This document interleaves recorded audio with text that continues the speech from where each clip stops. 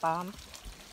Dito nang gagaling yung may diyan nang galing ang taas yan, ang tubo. Pupunta doon sa baba. Yan, hindi naman siya kababaan. Medyo slope lang ng konti. Pababa. Tapos, dito dumaan ang tubo. Tapos, ayan. Dito, nag-end yung tubo galing doon sa bukal. Tapos, ayan. Yan yung kanyang outlet palabas. Tapos ito yung nagpa-pump. Tapos yan yung connection niya. Ayan, oh. Papunta dun sa bahay. Yan, diba galing? Ang tawag guys dito ay ram pump. Isa-suction niya papunta dito.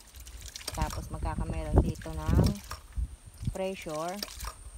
Yan. Tapos itutulak niya palabas dito sa tubo. Yan.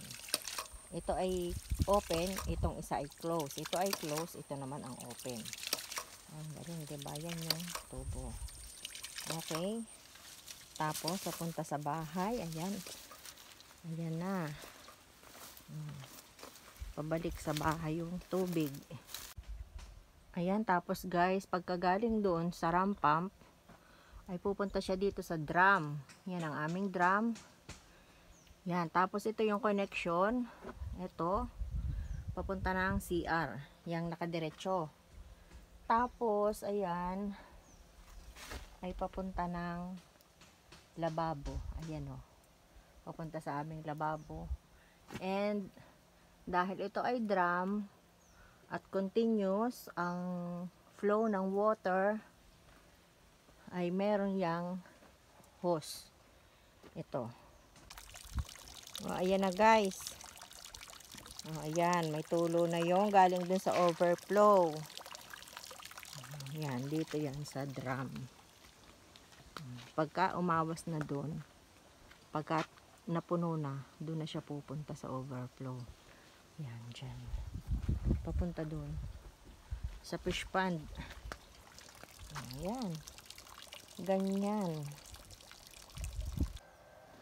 Tapos ayan guys, ay sa lababo. O, see, diba, meron na tayong gripo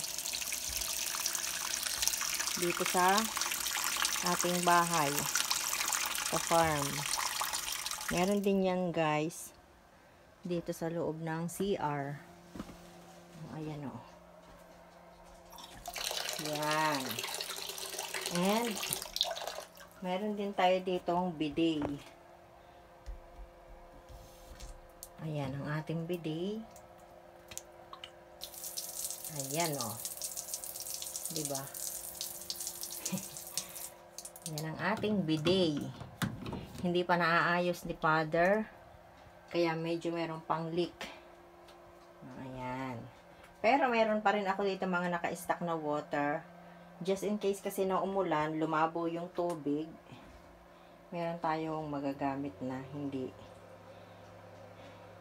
galing dun sa drum. Hindi sa gripo.